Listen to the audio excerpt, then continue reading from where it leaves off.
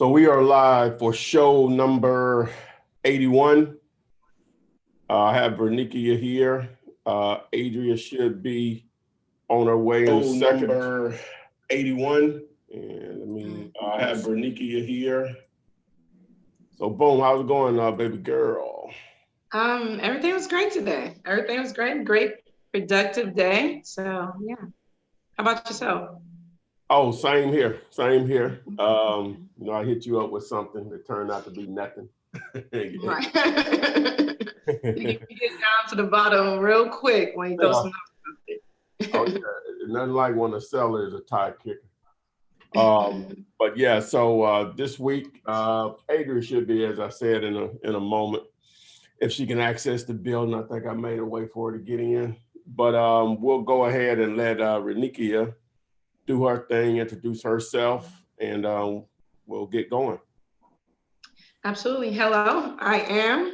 First and foremost, thank you, Todd, for having me as a co-host on the Flippinar. But I am Renikia Williams, the CEO and founder of Fortune Key Financials. And our motto is unlock your fortune with Fortune Key. My focus is to help everyone find their fortune. Your fortune is right there. You just got to unlock it. You have to, dig into the resources that you have and to build what you're trying to create. So I am Renikia. You can find me on Facebook. My information is right here on the screen. If you want to email me, you can email me at funding@FK Financials. But the focus is leveraging your credit and finding the money that is needed to grow your real estate business. So that's what's happening.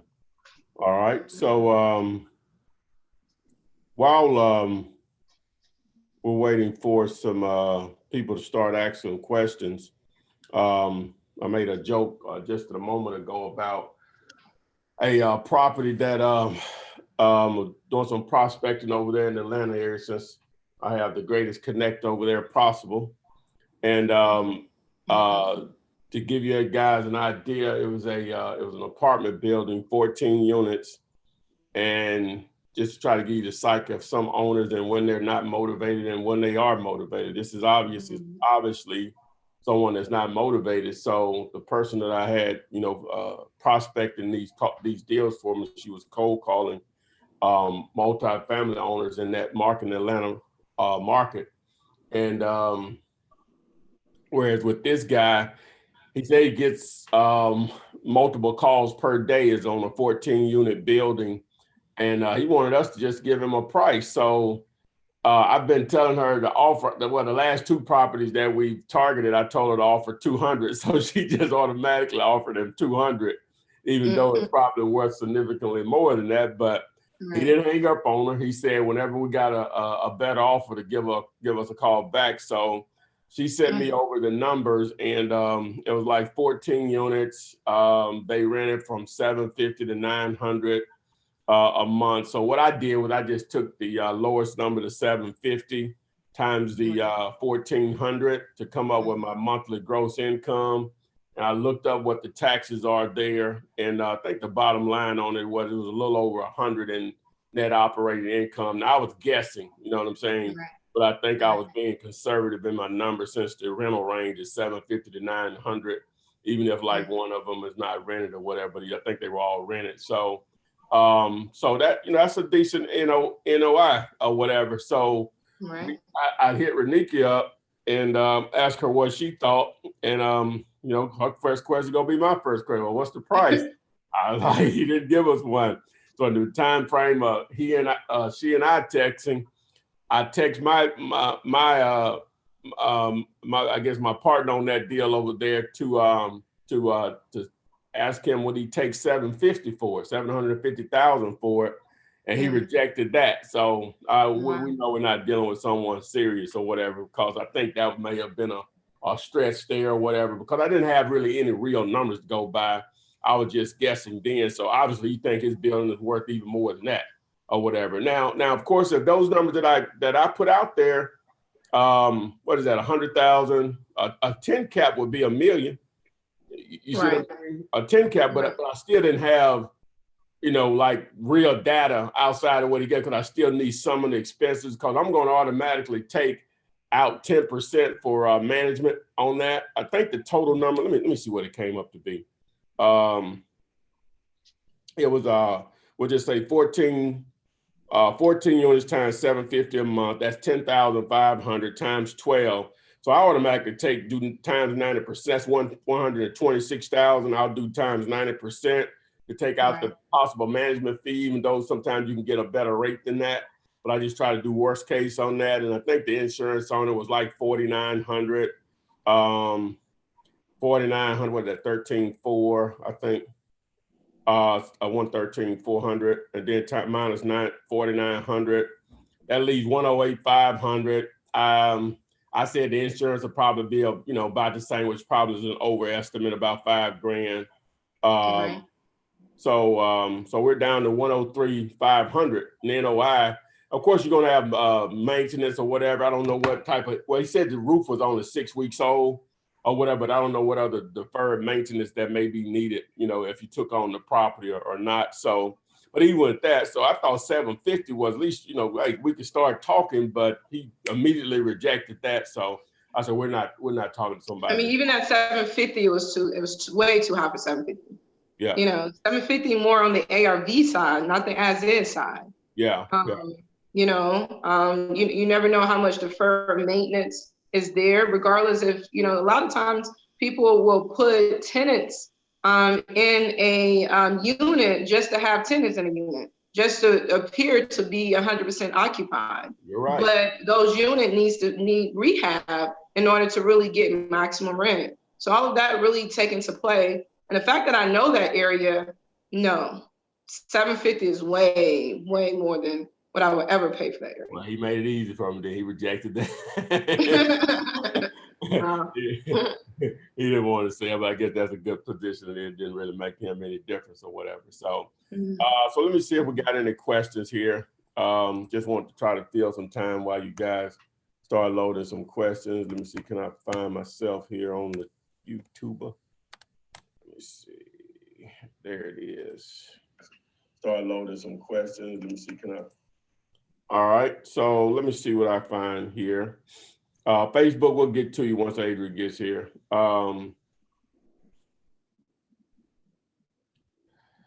Okay, so, all right, Derek J says, when a property has, this is from YouTube, when a property has code violations, does it mean that the title is not clear? Yeah, some for the most part, code violation can appear as a lien, and it could cloud the title upon closing, and those things have to be taken care of in order for you to purchase. So the attorney must convey a free title to you. So those type of liens and code violations that are attached to that particular property must be rectified upon closing. Okay. All right. Real Nest Home Buyers from YouTube says, can my end buyer use HML, meaning hard money lending? Yes. Yes. Absolutely. Yes. And most hard money lenders are okay with an assignment fee. Most of them are. Yeah. I have another question. Is that same as cash? Yeah. Yes. It's the speed of it. Exactly. Hard money is not as easy as it used to be before 08, 09, but it's fairly readily available. And the couple of there's immediate differences between a bank and a normal, like what I would consider traditional financing, and a hard money lender is the speed of it, but you're going to pay a hell of a lot more in interest in most cases. Right. And then it's going to be a short-term loan, normally 6 months to a year. Some of them may go up to 18 months, but they won't really probably want their money back within 6 months to a year. What do you think, Renee? No, I totally agree. Hard money can be used as cash. I mean, it does refrain to the speed, like you said. I mean, the fact that a hard money lender can loan you the money in 5 to 7 days or 5 to 10 days, that pretty much as quick as a cash closing can be as well. So it is tailored towards the speed. Now, if your hard money lender taking 30, 45 days, then you know, Find somebody else. it, it hurts your negotiation power Oh if yeah, you're trying to use it as a cash loan type of scenario. correct. Yeah, because one of the reasons you'll pay that high interest rate, or a buyer or an investor will pay that high interest rate, is because of the speed that you can get the money. But like you say, that takes away some of your negotiating power if it's going to take 30 to 45 days to get the money. So ideally, that's one of the attractivenesses of it, is getting the money quickly. In consideration. Just to finish some good questions, I'm gonna ask all of them from this one person. He said, I wrote cash on a contract. Oh God, sweetie child. He said he wrote cash on a contract, which no one is going to show, even if it's cash, meaning it comes from someone's account. They're not showing up at closing with $300 $100 bills. You know what I'm saying? Or 30. You know what I'm saying? Or $3,100 bills or whatever. They're going to be either a wire and or certified funds. So. Say, what are the risks of my end buyer using hard money loans? Well, we sort of explained it. Well, technically, they're at the mercy of the hard money lender to think it's even a deal. Number one, the hard money lender, number one, has to say it's a deal that we will lend on. All right. Assuming they've already pre-qualified you to say, hey, we will lend to you for this X amount, and you're going to have to put up this much money. That's where Renikia comes into play with her gap funding. So we'll just segue into how all of that works. Just break that down for them. Absolutely. So to answer your question, there are risks associated with your end buyer using hard money, because if they're not able to close the loan, then obviously it hurts the entire deal. So you just want to make sure that they are that they're able to close the loan. That's just what it is. So you want to stay in communication, either with their lender, or with them, to stay on top of them being able to close that loan. However, one of the requirements to close a hard money loan is that you must have down payment. That down payment can be anywhere from 10 to 20% down payment. So with our gap funding program, helps you, I really call it the down payment investor assistant loan. A lot of times people don't realize it takes 20, 30, 40,000 to really flip a property. And that's what the lender giving you the money to purchase and the money to rehab. So a lot of times you never get to that point of flipping properties because you may not have that lump sum of cash that is needed as a down payment from 10 to 20%. So our gap funding program allows you to leverage your credit, where we can help you receive up to $150,000 to invest or use as a down payment for your hard money loan. That pretty much allows you to be able to leverage your credit and flip real estate using 100% of other people's money. Okay. All right. Well, someone has a basic question. Bernice here on YouTube says, we got a fire alarm or something. I hope I'm not about to burn up in this building. Y'all watch burn live on YouTube, Facebook, and Instagram. Jesus. Oh, that. Hey, if I ever want to go viral, I think that'll do it. Right, this is it. Trying to teach. Burning down. Going out the right way, ain't it? Exactly. That's how you go out right there. Boy. So Bernice Small says, Hello, I need help on how to get started with flipping houses with no cash or credit. Please help. Well, Bernice, you're in the you're in the right place. It's called wholesaling. My entire channel is dedicated to that particular process, and this show that we do on every Thursday night at 7 p.m. Eastern is dedicated mainly to that real estate investing in general, but mainly focused on getting people started, regardless of your credit or cash situation, and just being able to take advantage of techniques to be able to put deals together, and that'll leverage you to do other things if you want in real estate. Really, the sky's the limit, but it all has to start by being able to take care of today's bills, in my opinion. So, anything you want to add? Dive into the videos. All right, that's what's up. You ready? You need a second. Hey, Adrian. Hi. Are you reading questions? Yeah, I'm reading. I guess I'll continue here. Oh, yeah. All right. Let me see. Someone asked me, and I'll answer. It's really not related to what we're doing here, but I'll answer it. He says, Reginald Austin says, Ty, why don't you have ads on your YouTube videos? Well, what I'm gonna do, Reggie, is that look up how much money you can make per 1,000 views on a YouTube video, and I'll just let you know it's not worth it to me. All right. So I'll just look that up. Just look it up. It'll be several videos, but it'll show you what you make per 1,000 views that you get on a particular video, and then that'll answer your question. Okay. Okay. Well, we get this pretty much every week, so we'll answer it again. Can you describe some key pointers when dealing with foreclosure properties? So the first question, I'll let Renika continue on after this. You first want to figure out what is your exit strategy. If you're looking at foreclosure properties to buy, fix, and flip, that's one thing. But if you're looking at foreclosures as a wholesale opportunity, it's different because it can be done, but it's just it's difficult.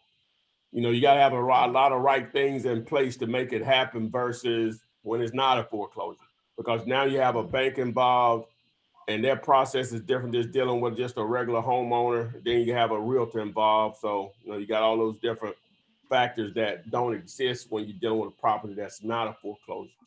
So it depends on what your exit strategy is. I mean, I totally agree. I mean, I couldn't say anything more than that. So, I mean, to me, the difference between a regular home and a foreclosure is really the seller, and the seller is the lender, and the lender has parameters and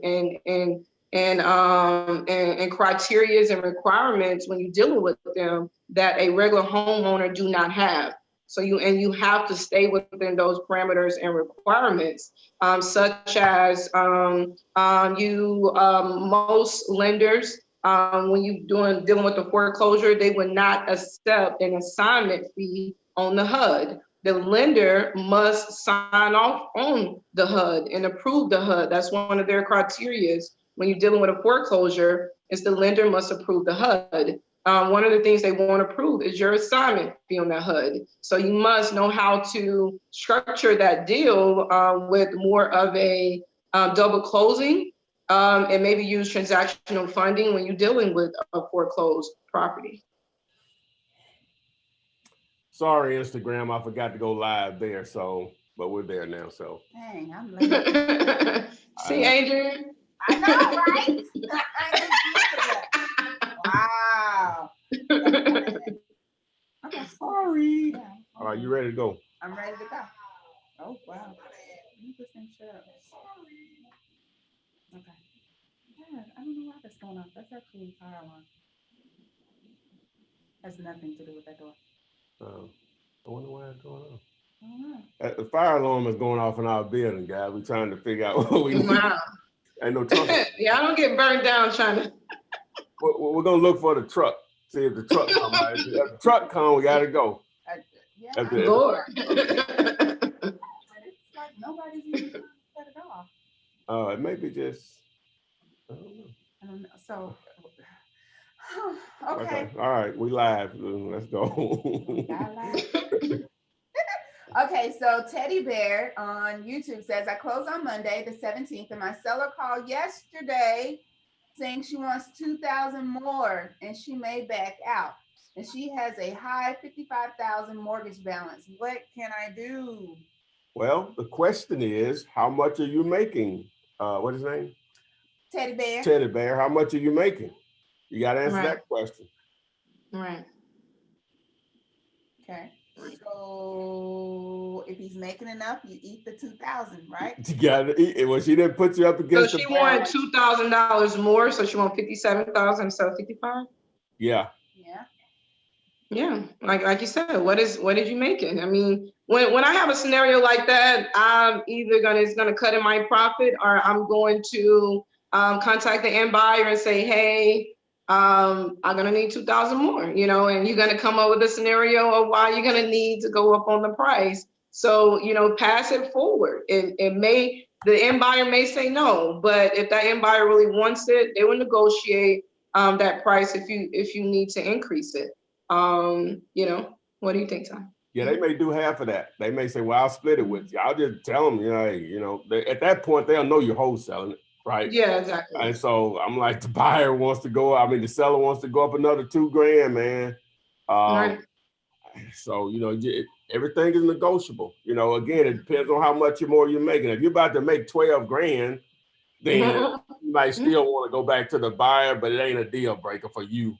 That the buyer said, no, I can't go up another dime. So now you make 10 grand. So, boom, I'm not going to allow 2,000 to keep me from making 10, whatever. So, I agree.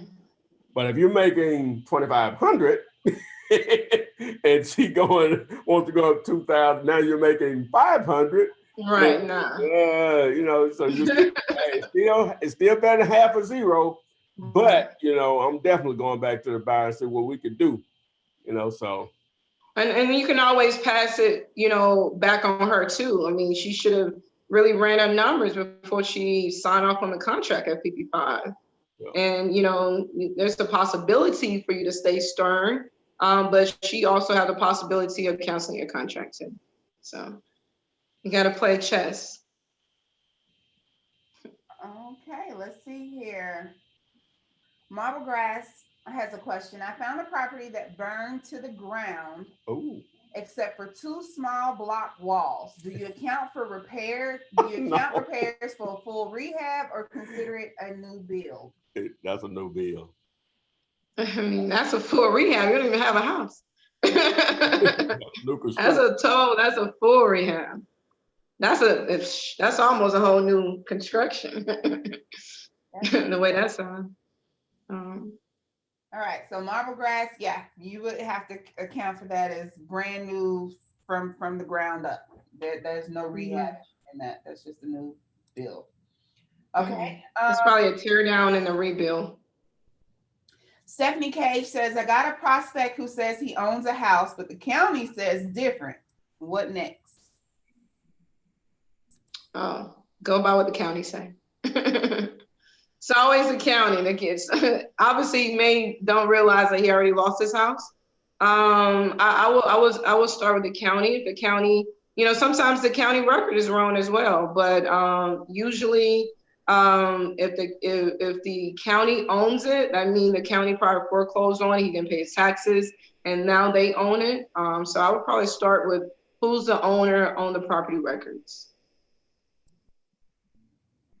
Okay, let's see here. You can also go down to the courthouse, to the record and deeds office, and you could pull the title and look on and see what's on the title and in the deed for that property as well.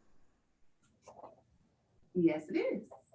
It is the backup fire truck, not the big rig, but the rig that still got water on the rig. Oh, the fire truck did show up. Yeah, but they cut the thing off. Oh, they cut the fire alarm off. Yeah, Okay. nobody All right. can't understand exactly. Evacuate the building. All right. Well. I can use you as a parachute. You jump first. Yeah, throw it, break the. Oh yeah, Oh, that's what. I got a plan. That's what y'all do. They can do like the cartoons, parachute down. Oh Lord. Tabitha Wilson, have you already answered her question? And she wanted to know, how do you obtain funding for a commercial deal, and could you use hard money to do a double close? Well, absolutely. Yeah, the funding exists for that. No, go ahead, Reniki. Go ahead. Well, I can piggyback off you. Well, I was going to say, yeah, the funding still exists. It's going to still boil down to they're going to want money down. So exactly 10, 20, 30%, that's where, Reniki can step in with, her gap funding also, but, it's still the same. You still going to have some skin in the game. Exactly. It's pretty much the same. With commercial, you most likely will be between the 20 and 30% down payment. They will loan up to maybe 70, 80% of the value of that property. And kind of how I evaluate commercial deals, I call it the 3 C's. They're gonna look at, the 4 C's. They're gonna look at your credit. Your credit does play a significant part in getting approved for a commercial loan. This is a bigger loan. You're dealing with you're dealing with another beast. So credit is a little bit more important on commercial. Cash flow. What is the business cash flow? The business that is taking that loan on. Can you show business cash flow in your business bank account? Also, they look for cash. How much cash that you have on hand as well. And then your down payment. So those are the main things that they're looking for you to be able to get approved for a commercial loan. And the cash flow of the business. I would say this right here is easier to get to qualify for a commercial loan that is cash flowing versus a commercial loan that is not. And if it's not cash flowing, then your personal financial statement is very, very important. Your net worth is very, very important, because they need to know if you default on this, what assets that you have to be that they could take to get their money out of. So on the commercial level, those are the things that they look for. All right, there you have it. And going back to Teddy Bear, who had the seller that wanted to go up 2,000. Yeah, his assignment was only 1,750. So yeah, it would totally knock him out completely. Yeah, see, in that situation, I'll go back to the buyer first. If he didn't want to make sure I got something out of the deal, he wasn't going. Well, I'm not gonna say that's not a lot of money, because 1,750, it's 1,750. But so I would go back to my buyer in that situation and see if he would maybe do another 1,000 on the deal or whatever. If not,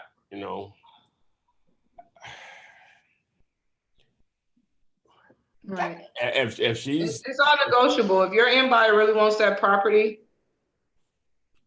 tell them what you need. In order to make this work, this is what I need, and that's it. Yeah. David Thompson, I'm glad you put that up there, Ty. What you see on your screen, guys, is the mail-to-flip.com, a demo of a postcard where the property picture is placed on it. David Thompson says, started using mail-to-flip direct mail campaign where the picture of the property is on the direct mail piece. I've gotten so far a 10% response rate. Not bad for my market. It works. That's 10%. It's actually good. That's unbelievable. So guys, yeah, visit mail-to-flip.com for marketing tools. It's just another tool that you can use to market sellers in your area. Keep your mail out of the trash if you choose not to do bandit signs, or pair it with bandit signs and direct calling. Jay Singer, I see your question there. You say, hello, is a middleman joint venture house flipping possible if you ultimately have a felonious background with no money down? Your background doesn't have anything to do with this, Jay Singer. That's not going to prevent you from flipping houses at all. Nobody's running. I mean, I guess they could if they wanted to, but nobody's running the background check on you. You present yourself as knowledgeable and wise in this market and this flipping game, and that has nothing to do with this. That's not going to stop you from. What he said, a felony? He has a felony? Well, yeah, just a background, a record.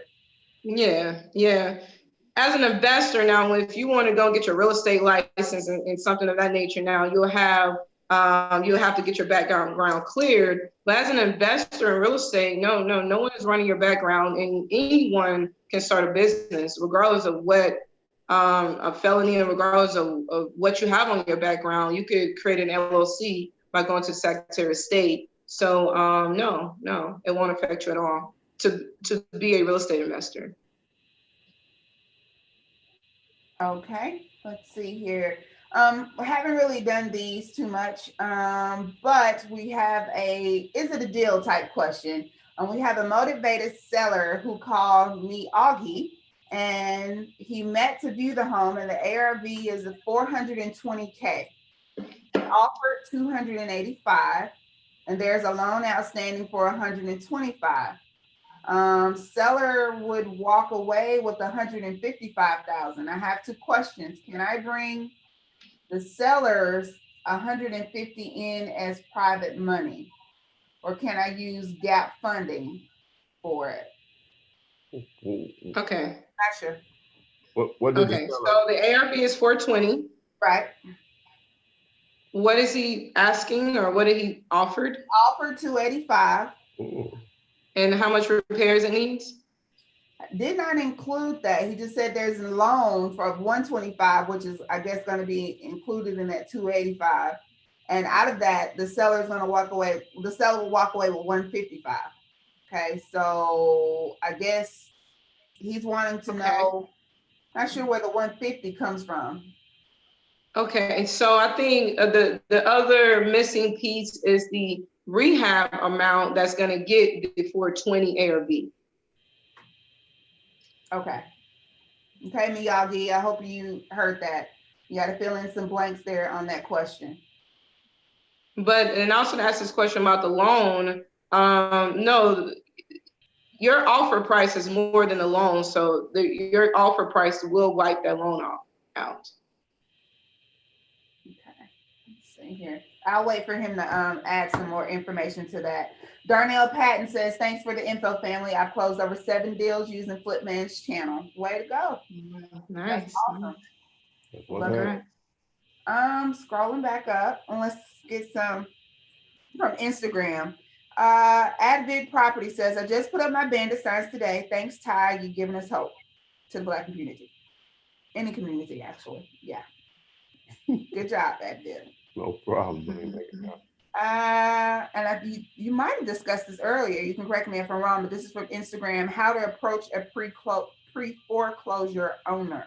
We've sort of already. Yeah, that's what I thought. I heard you talking about that when we came in. So you might want to revisit that. I can't even say the name. What is this? Shore Strong. Yeah, Shore Strong. Let's see here.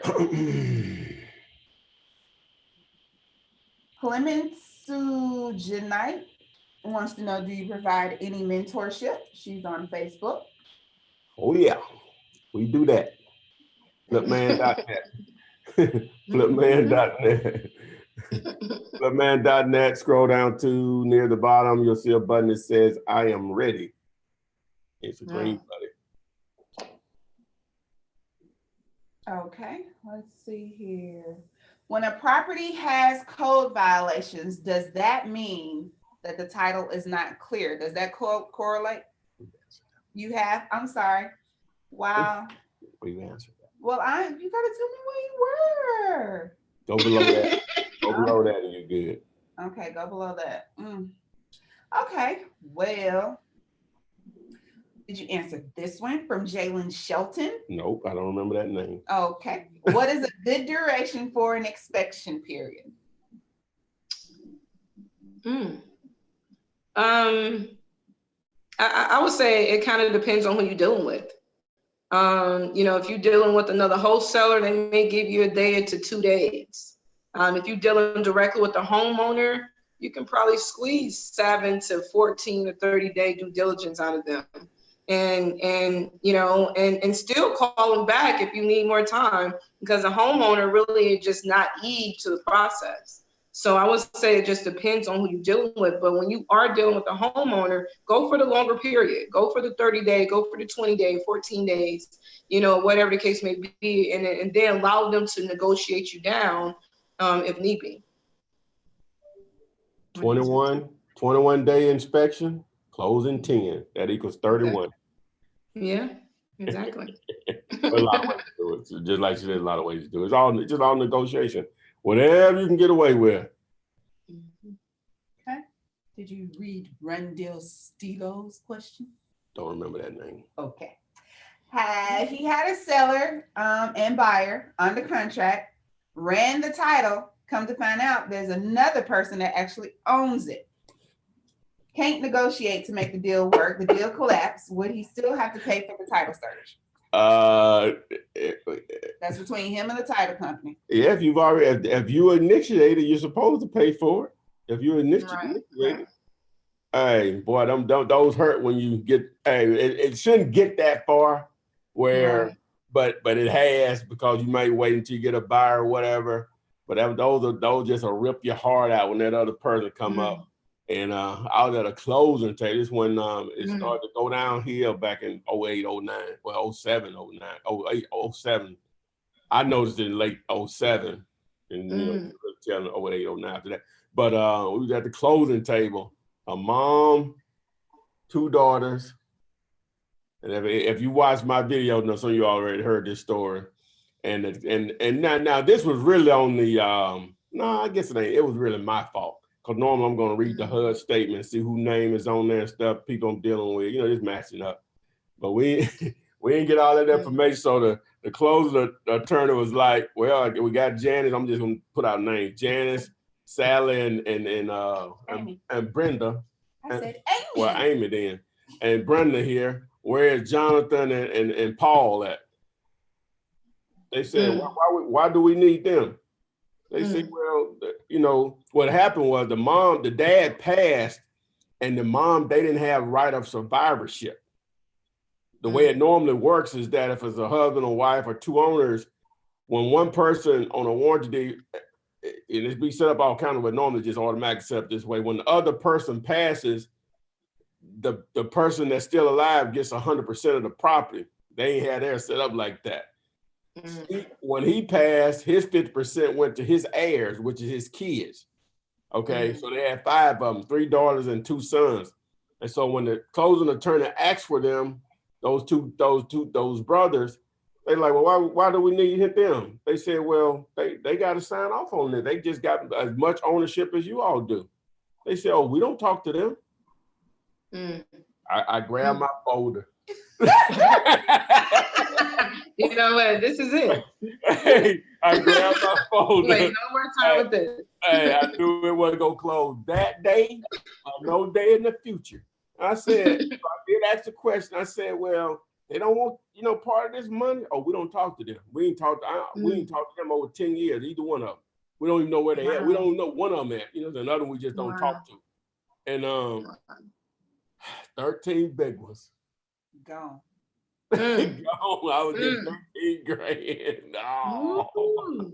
Hey, it's like that sometimes, but that was on me. It shouldn't never get. My point is, it should have never gotten that far. You know, because I should have reviewed the HUD or whatever and tried to figure out if we could resolve that before we got to the closing table. Because what I would have probably done, if I couldn't have got them to give me where those guys lived, I would have tried to probably find them and get them just to sign off without them being there. You know what I'm saying? Right. Then, you know, because, you know, what's half a zero? I'm going to convince y'all won't ever be able to sell this property unless that happens. You know, so. Have you ever thought about revisiting it? No, I don't know. No. I passed by it over the years, and I've checked on it. It's still in her name. They were their name. Okay. Gotten together for dinner now. Or maybe, but see, the problem is if one of those. The thing about it is, they don't pay those taxes, they're gonna get foreclosed on. Yeah. Well, yeah. So, yeah. But doesn't it become more complicated if one of those brothers pass, that their portion of it Oh, goes yeah. to their kids? Oh, Now it's gonna keep splintering off. Just keep splitting and splitting and splitting. Yeah. So eventually somebody's going to have to sign off. Exactly. Mm-hmm.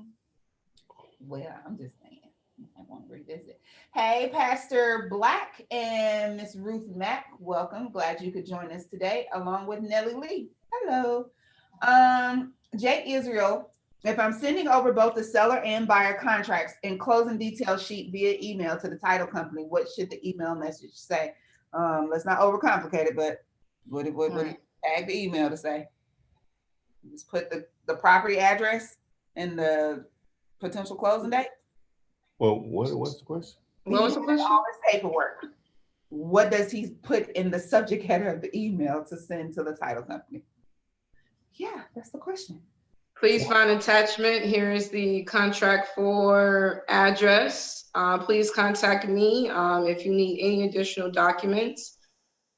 Wow. And if you know the seller information, provide the seller information there so they can contact the seller, because the seller would need to provide some information and sign off on some documents. And if you want to give them the end buyer's information, give them the end buyer's information. If you want to be the point of contact for the end buyer, just put all of that in that email. And also just give them a call, send them an email, give them a call and let them know, hey, I just sent you over a contract. We're looking to close on this particular date. Let me know what we need to get this deal closed. And then he said in the title too, in the contract, and the email title, closing details for 123 Main Street.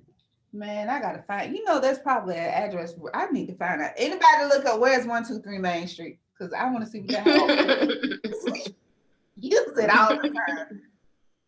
There's a Main Street even in my home. I know there's a Main Street in my hometown. But I want to see if there's a 123 Main Street. It's less than 1,000 people in my hometown. It's a Main Street. It's Main Street everywhere. Well, we got a Main Street, but I just want to know where's 123 Main Street. I want to see what that look like. Yeah. Maybe we can flip it, really put it in a detail. I'm sure it's in addresses, several addresses on the but I got it. Hi, Hot Sandwich. Why you gotta catch this tomorrow? You can catch it today. Okay, well, whatever. Hey, Charles, as well. Monk Games on Instagram. Yes, we are taking live questions. You're live. You're live. Mm-hmm. Got in. Yes. Was wondering about your tips on MLS and finding deals. You got the flow, Renika. MLS finding deals. One of the main tips on MLS finding deals, I think MLS is a great source to find deals. You want to look at expired listings. These are the ones that expired, they didn't sell. You can probably skip trace the homeowner and see if you can contact them directly and strike a deal directly with them, or you can contact the agent who last listed and see if that deal is still available.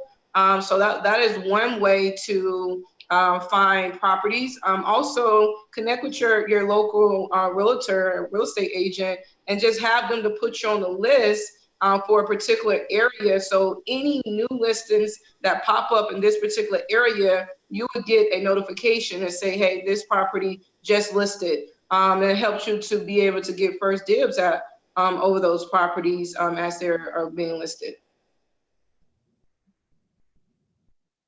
Okay. Ty, Freddie Sapp says, what's up? That's Freddie Sapp. And he's a few days away from his first deal. Well, y'all out there get that bread right before Christmas too. Yeah, right. I love it. And Sandra Madre, thanks for joining us. It's your first time. Welcome, welcome, welcome. David Thompson wants to know, hey, David, first of all, did I see you last week, dude? Not sure. But he says, I'm dealing with a wholesaler who thinks I'm an end buyer and still leaves a $92,000 difference from the ARV. Can I assign that contract to my own end buyer if the contract does not say cannot assign? So if it doesn't specify that it cannot be assigned, can he still assign it? I'm not sure. What is he asking? Well, an attorney told me years ago in the game, he said, Tyrone, all contracts are assignable unless it states that it's not assignable. You don't care what business it's in. You know, you can add these. You can add the additional verbiage if you want to, but that's all he did was real estate. So he wasn't one of these jacklegs or whatever. That's all he did is real estate. Tom Foster, bless his soul, he dead now. But he said all contracts are assignable, so you don't have to add that. But if you want to, that's fine. So to answer his question, but if that contract said, see, a lot of contracts will say, and I don't know, do the Georgia Board of Realtors contract, does it say that the seller, basically it's saying the seller has to approve? It's not saying you can't assign it, but it says the seller has to approve it. Does it have that verbiage in it over there? I'm not for sure. Not for sure. Okay. But some of them will do that. I know in some states, somebody told me, I think they were in, what state were they in? They called me and asked me that question. It was a student. It had that verbiage in it or whatever. I said, well, you know, if you're dealing with a realtor, you know, they're not going to use but that contract. You know, you can't edit and negotiate, omit, add, addendums, whatever. You know, you let them know, hey, I'm not signing a contract that I can't assign. You know, I'm a buyer, but I would be a fool to take that option off the table. Someone may want to buy me out of the deal worth more than what I'm going to make on the deal. So why would I take that option off the table? You know, they may come back and say, well, the seller think they need to approve. No, the seller ain't gonna have nothing to do. As long as they get their money, that's the only thing that should matter. So, you know, you just have to go at them like that. You don't care if you don't do it or don't. You have to have that attitude, because that's going to give you the most negotiating power with anything, is that, hey, I'll walk. You know what I'm saying? It's like when you're dealing with a car dealer or something, you got to get up and leave those clowns, because to show them that you will walk. This ain't the only deal out there or the only car out there. So same thing. At least that's the way I think about it anyway. So. And I totally agree. And just to piggyback on that, if they're giving you an issue, a hard time, just do a double closing. And that's kind of like you closing the property without an assignment, and then you immediately selling it to your end buyer right after that closing. So there's so many ways to get around that verbiage as well. If it's not stated directly in the contract, you can still do a double closing. More than one way to skin a cat. Get that bread. Don't let them stop you. If you got a buyer ready to go, you can close that. Yeah. Okay. Hi, Michelle.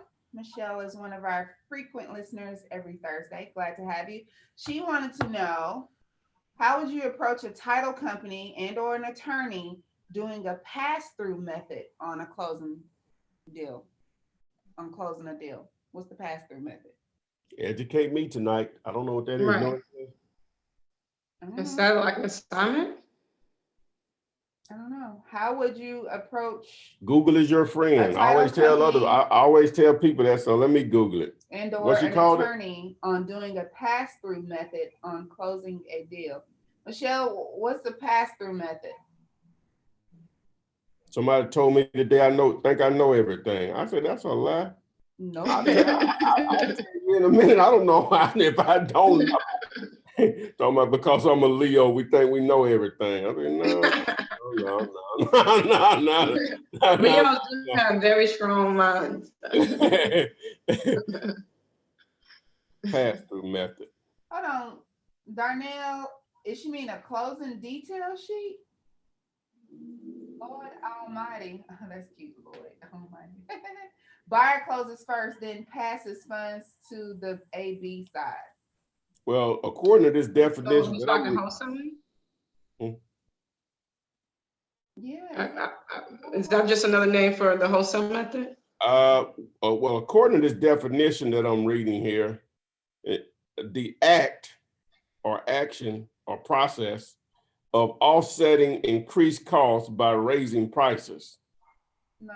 She asked the question. It sounds like it's another version of double closing. Wow. The buyer closes first, then passes funds to the AB side. So right. So that's pretty much a wholesale method. You approach them and let them know exactly what you're doing, and let them know that you are a seasoned investor, and some of the deals that you do are wholesale deals, and this is how I structure these deals. Are y'all able to close them? Oh, no, Ty, because I don't have the funds. Right. Well, I'm not sure, Michelle, because You don't let no one know that you don't have the funds, because the end buyer is going to bring the funds. Doesn't matter where the money comes from, as long as you get there. Right. So you most likely won't send your contract to the attorney until you have your end buyer in place, and that solidify your funding that you're going to bring to the table as well. okay, I think you answered the question. She said exactly. I think you have her covered. Let's see here. Ali. Hi, Flipman, Adria, and Renikia. I have my first deal under contract. 61,000, 10,000 repairs, asking 15. Do you think this is a good deal? I've had some responses to my ads. So $10,000 in repairs, 15,000 is what they're asking for. So that's 25. That leaves what? What was the ARV? 61. What was the ARV? 61. Oh, yeah, I did. I said it like yeah, that'll work for an investor. 20. And that'll work for multiple exit strategy. That'll work for a small flip for an investor who wants to do a smaller flip, and that will also work for an investor who wants to build a buy and hold portfolio. 15. Asking 15. Oh yeah. Which the buy and hold portfolio will depend on the market rent, but it's cheap. It's cheap enough to get a nice return on your money.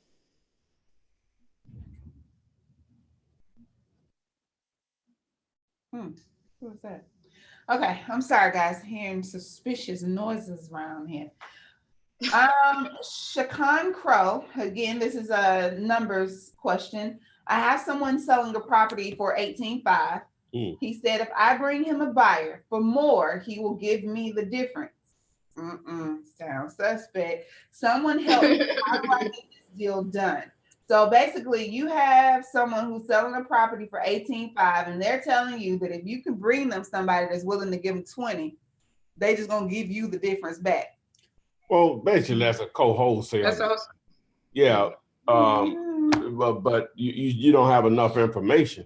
What's the ARV? What are the repairs? It still boils down to that. If it's a property that's worth 150, oh, you're in business. But if it's worth 32, but at the end they still gonna know I need to know the repairs or whatever. So you don't have enough information. But basically, that's a co-wholesale deal or JV, whatever you want to call it. Okay. Let's see here. Going back to August, this was the number. Let me read it all together now that I have all the pieces. He had a motivated seller who called and he met to view the home. The ARV is 420. He offered 285. There's a loan of 125, which leaves the seller walking away with like 155. He has two questions. He wanted to know, could he bring the 150 as private money? What he meant was he wants to bring in the seller as private money, and that will leave me a balance of 130K using 33,000 for gap funding. So I'm still. And I think he's confused on the whole setup. So you're counting the seller's pocket. So you're trying to use the seller profit for your deal.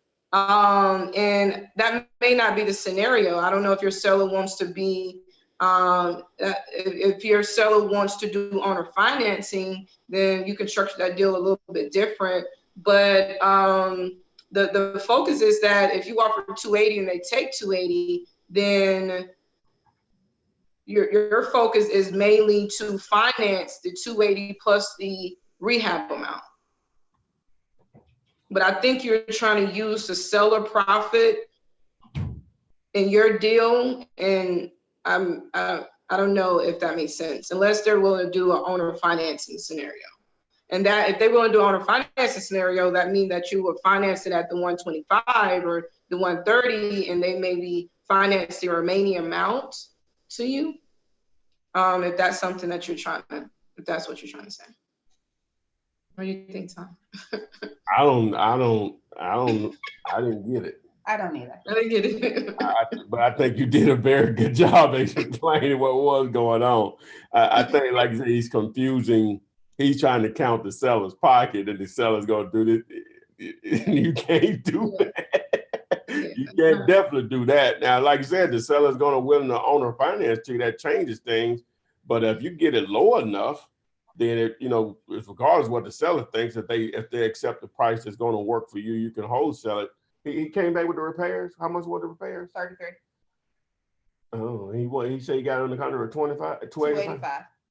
33. And the price is 33,000. Yeah, those numbers don't work because when I did it a minute ago, it was 294. So you subtract 33 from that, that's 261. Yeah, you got to get it a little cheaper. If you can get it down to maybe about 250, you can walk away with maybe 10 or so or whatever. Right. And the deal where it was 18.5 and he wanted to, and he was told that if he brought a buyer, he could have the difference. The ARV of that property is 95. Oh man, yeah. Go get your what the repairs though, still. Right. I hate to just say, oh man, you know what I'm saying, but the repairs are 60. You know what I'm saying? But it sounds good, but we still got that one major little question that needs to be answered. How much is it going to cost to rehab that sucker? Right. Okay. So Ish Patron has a question. This is going to be geared for you, Ms. Renikia. Do you have to have good credit or established credit for the funding and gap funding you guys have to offer? And can you use business credit? So, setting you up. Explain what to do, how you do, and what you need to do, what you do.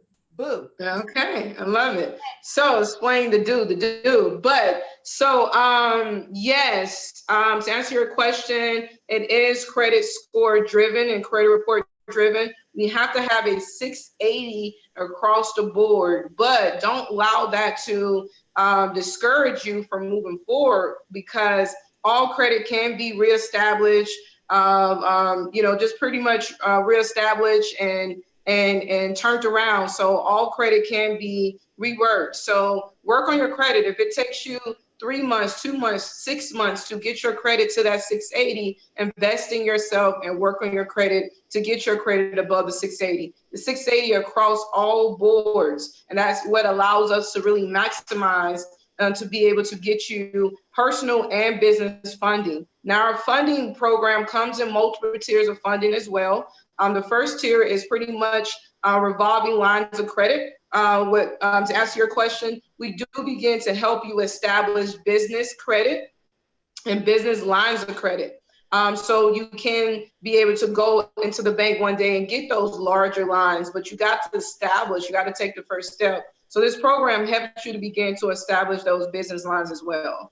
But to take advantage of our program, go to fundmynextdeal.com and put your information on that site, and the site that it give you access to, and you will receive an email to get started with that program. We help you leverage your credit to receive up to $150,000 for gap funding. And like I said, the gap funding to me is down payment assistance for real estate investors, and also it helps you to invest into the expenses of building your wholesale deal as well. I mean, if someone gave you $2,000 or $3,000 to invest into your real estate marketing, what would you do with it? What would you invest? How would you build that marketing campaign to begin to establish your real estate business? All right, guys, and on your screen there, right in front of you, is all the contact information for Ms. Renikia. So if you have your ducks in order, in a row, go ahead and contact her. And as she stated, even if not, there's a program in place to help you get there. JD Fernandez has a question from Facebook. I hired a VA to do my calling. Do I really need Mojo? That's up to you. Right. I can't answer that question. Okay. Well, I guess if the VA, the Mojo is a dialing service, right? It's $1/CMC. It just helps you. It just makes it a lot easier for your dialer to dial, and it just tracks everything that you can just easily go in and monitor the activity. You know, if you train them right, they're going to notate the account the way it should be, and you'll just know everything that's going on. You know, it's you know. But that's between the system that him and the VA sets up, right? Well, yeah. They're using something else then. Yeah, use something else, but it was developed for real estate. So there's some other CRM dialers out there, but it was developed for real estate. Mainly on the realtor side of the game, but anyway, you can manipulate it for what we're doing. So. Okay. Big B, I haven't seen you in a while. You are a frequent Facebook viewer. But he says, she says, not sure. I've been wholesaling for about 6 months now, and my marketing budget has dwindled to zero with no deal in sight. I primarily use direct mail and bandit signs as well as cold calling. I'm frustrated to the point of giving up. What are some ways to generate leads with no money? Well, let me ask you this on work when you were getting leads then. Were you actually getting leads? Let's answer that first. But to answer your question, if you ran out of money, what prevents you from I'm always, y'all already know what's coming. What's coming? Okay. What's coming? I don't know. Take us there. I don't know. Go ahead. 168 hours in a week. What is preventing you from getting an additional income, another job? And but this is another job. Let me finish. Okay. You're getting another job, right? We'll just say I ain't got to break it down. I will break it down. I don't know what you're working right now. Say we're gonna say you're working we'll give you 6 hours. You're working 6 hours on your job right now. All right, that leaves 8. Give you 56 hours to sleep. Okay. That leaves what is that? 52? 40. You said 100. Oh yeah. 52. We'll give you another 32 to do whatever you wanted to. So you got 20 hours to work on your business. But my point is, get a second income and to fund your marketing. Now, something is broken. If you were getting leads over a 6-month period, meaning you were getting calls or you were calling individuals, then something was broken in your marketing, your negotiations when you were talking to these people. Something is broken there. Okay, but your actual question was, how can you do this for free? Now, I just recently did a video with a guy, I don't even know, I can't remember where he was. Oh, he's in Houston, I think. And he found his first 2 deals off just calling for sale by owner on Zillow. That's free. Now, it takes a special individual to be able to pound out those calls like that, but that's free. Driving for dollars is technically free. Contacting landlords for rent signs or online or offline, the largest group of people that you're going to deal with and do deals with are going to be tired landlords. So you can be proactive and reach out to them. Just because they're trying to rent don't mean they're tired of renting. You see what I'm saying? And so you just may catch one that's motivated. Matter of fact, you do know you will catch one that's highly motivated. So those are just some free ways you can do it right there. Like Renike said, just networking, being at events where real estate stuff is happening. I don't have one of the t-shirts right now. Everything that you wear says I buy houses to generate conversation. And somebody made this suggestion last week or the week before, have a business card on you whenever that conversation is generated. Hey, take one of these. You know anyone? Have on, you want to use both sides of the card. One of them tells you that you buy houses. On the other side of the card, it says, hey, if you know anyone that wants to sell a house, I'll pay you $500 to $1,000, for the referral if I buy the house or whatever. Right. So just those inexpensive ways that you could possibly generate a lead. And it's going to only take one to fund your marketing again, but I can still go back to, if you're trying to create a new marketing budget, just pick up an additional income. I have a friend of mine recently, she needed money for something that's came up and, and her current income is just not going to supply it. So she's going to start driving for Ship. I don't know if you all know what that is, but that's where you go to the grocery store, Target, or places like that, and you pick up the groceries or items for an individual and you carry them back to their house or whatever. Wow. So I didn't know that existed. oh yeah. They matter of fact, Target, the company started here in Birmingham, and Target bought them recently. And yeah, they'll deliver, they'll go to Target and most grocery stores and stuff, and they'll bring it to your house. It's the Uber for delivery. Exactly. You got Shipt, you got Instacart, you got YoCart. They all do the same thing. Yeah. So there you go. Yeah, those are great. I mean, all of those are very effective marketing. Even if you have money, you should do all of the marketing strategies that Ty just named, because it's not one way. It's not one way, that brings all the leads and the gates of heaven just opens up. It's a conglomerate of multiple and consistency. And that's the key. I don't know how consistent you was over those 6 months. Did you put those, banner signs out every week? Are you truly consistent where you really put hours into your business on a weekly and monthly basis? Also use Craigslist. When I first started, one of my mentors taught me how to use Craigslist. And you throw it out there 3 times a day, a post in the morning, and Craigslist is free. Post in the morning, or post in the evening and afternoon, and one at night in the evening time. And you post and you let people know you either a motivated cash buyer or you're a motivated seller. And eventually people will call your ads. So the key is, how do I get my phone ringing? And whatever it is, staying consistent behind it is the only way you're going to really, really see results. This is from Instagram, Mr. Walcott. Thanks, Flipman, for everything. I have my first deal flight to escrow tomorrow.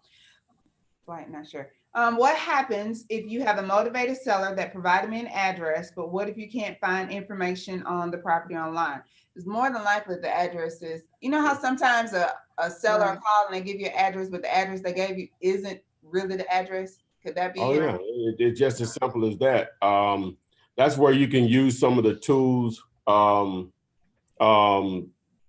Land Glide. That's an app that I highly recommend.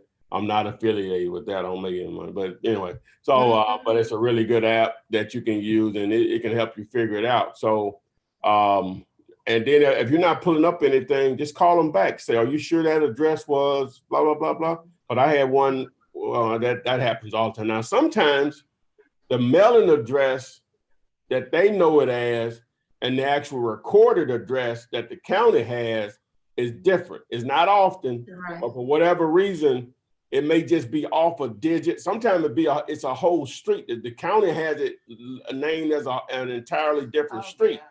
Sometimes that just, I can't explain why that is, and the postal service will have it as something else. But as far as buying and selling real estate, the actual address is what the county has on record. Exactly. And the owner may not be aware of that, so you just have to ask enough questions to try to figure that out or whatever. So and just pull the property records. Go to the county and just pull the property records and see if that particular address is in the county records as well. We got a whole neighborhood. Well, one in particular I think of because I have a family member. The whole neighborhood. We'll say their address is 12 Main Street. But at that's the mailing address. But as far as the property address, it's like 1, 2, 3, 4, 52nd Avenue. It's something totally different. Yeah. You use either one and it'll get there, but it's just neighborhood has a name. I know. Let's see here. Yes, somebody wants to know is 5050deals.com. No, 5050.deals. 5050.deals still a thing. It's still a thing. Yeah. Still a thing. What are the requirements? You go to the site or go to YouTube and do a search for 5050 deals. And a great video to explain to you exactly what it takes to submit a deal. Renika, I ain't saying come and get them. All right, guys. So we've been on. I know it was a little tardy, but I've made up for that. Hopefully you got some questions answered. We will be here. We will be here next Thursday. Yeah. Oh, yeah. That's my baby boy birthday. Mm-hmm. We'll be here next Thursday. As usual, across all social media, which is YouTube, Facebook, and Instagram. You can watch this video again on any of the podcasts that Ty has available for you. That is Flippinars, 6 p.m. Central, 7 p.m. Eastern. Bring a friend next week. Be sure to join us. Follow Renikia, all of her social media. You can find on Instagram, Facebook, and what else is there? Email. Call the office. Yeah. But with that, without further ado, we'll see you next week. Don't spend too much money on Christmas shopping. We'll see you. Invest it back in yourself. That's right. You got something to say? No, that's it. Let's roll. Say bye. Bye. Goodbye.